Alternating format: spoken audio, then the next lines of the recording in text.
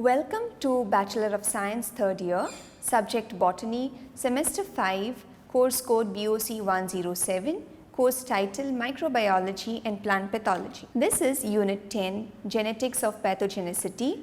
The name of the module is Molecular Diagnosis, Identification of Genes and Specific Molecules in Disease Development, DNA and Protein Based Diagnostic Kits. I am Ms. Marina Janice Rodriguez, Assistant Professor from Kamal College of Arts, Science and Commerce for Women, Novi, Goa. In this module, we will be seeing the introduction to molecular diagnosis, polymerase chain reaction, random amplified polymorphic DNA, allele specific oligonucleotides, restriction fragment length polymorphism, and immunological techniques. By the end of this module, you will be able to explain the role of various molecular techniques in identification of genes and specific molecules in disease development. Introduction. A high variety of molecular methods are increasingly becoming valuable tools in pathogen diagnosis. Due to conventional methods' limitations, molecular techniques came into use for investigation and identification and classification problems. The conventional methods would rely upon phenotypic characters, that is only observation, while the molecular techniques are based on genotypic characters, which gives fast, highly specific, effective and potentially more accurate results. Molecular diagnosis can be categorized into two groups: nucleic acid based techniques and immunological techniques. We will be first discussing the nucleic acid based techniques. These techniques are in vitro biochemical reactions where it can be tightly controlled and repeated.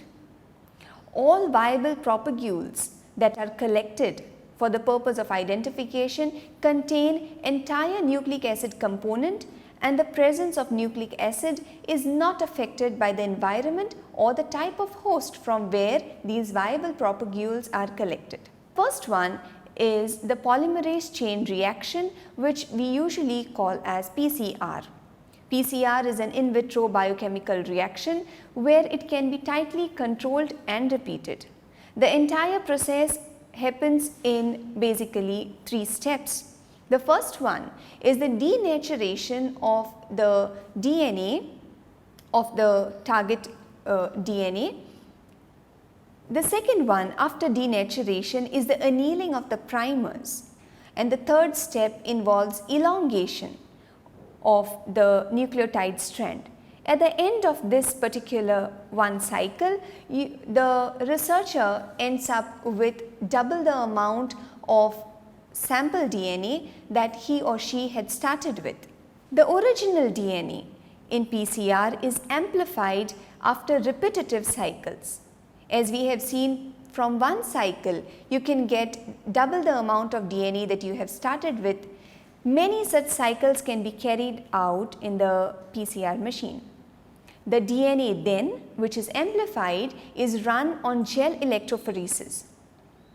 The advantages of PCR is that it eliminates the need to collect many samples of pathogen, because even if you can collect very limited amount of sample, you can always amplify it. This also eliminates the need for culturing of the pathogens, which requires a lot of time. PCR technique is a very sensitive technique. Applications of PCR in plant pathology. PCR technique is used to distinguish different strains of any pathogen, including viruses, from around the world with various isolates. The inoculum load up to 1 bacterial cell per gram in the soil can also be detected because it is a very sensitive technique. PCR can be used for various approaches to design primers for plant disease diagnosis.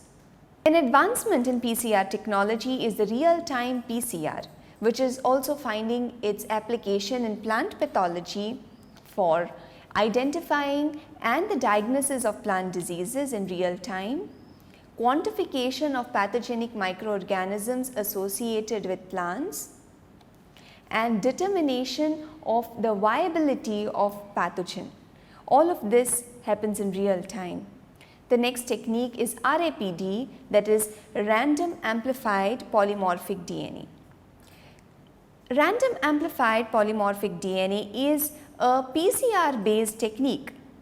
PCR based RAPD employs the use of primers that has complementary sequences on the target DNA under investigation. Here the target DNA would be the DNA of the pathogen under investigation. The primer oligo sequence will pair to the homologous sequence in the genomic DNA of interest and further amplify it with PCR. Upon running PCR, the products are then run on gel by gel electrophoresis method.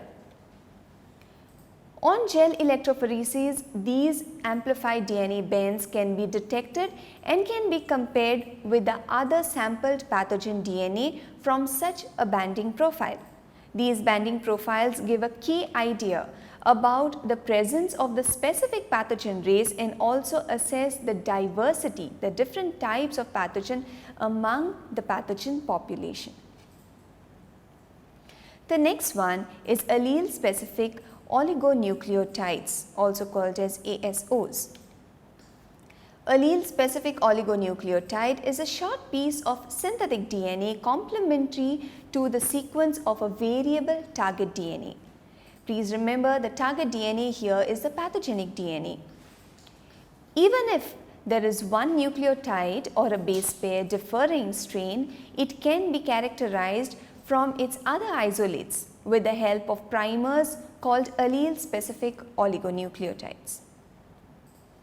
The next one is restriction fragment length polymorphism, which is abbreviated as RFLP. This technique utilizes restriction endonucleases which will cleave DNA at particular sequences. When the DNA is digested with a particular enzyme and it cleaves it at a particular sequence, the number and size of fragments reflect the sequence of the DNA. These are then identified later by running on the gel. Coming to immunological techniques. The next part of molecular diagnosis was immunological techniques.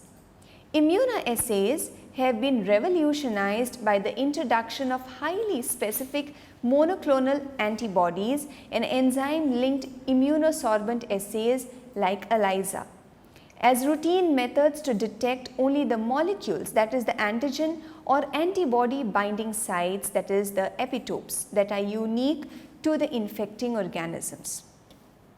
This is a technique of ELISA wherein the antibody is fixed to the polystyrene plate, a compound is added, the antibody specific compound will bind to the antibody, the primary antibody is then added and it binds to another epitope of the compound, a wash is given, a secondary antibody containing the enzyme is added, and finally the substrate is added which will change its color and then is detected. The ability of specific antibodies production, which very specifically recognizes and binds to its complementary antigen, has the potential to link a pathogen with unique basis of reaction to that antigen. As microorganisms express such typical antigen molecules, the existence of an infection by a virulent pathogen can be confirmed when these antigen antibody complexes are detected. These are my references. Thank you.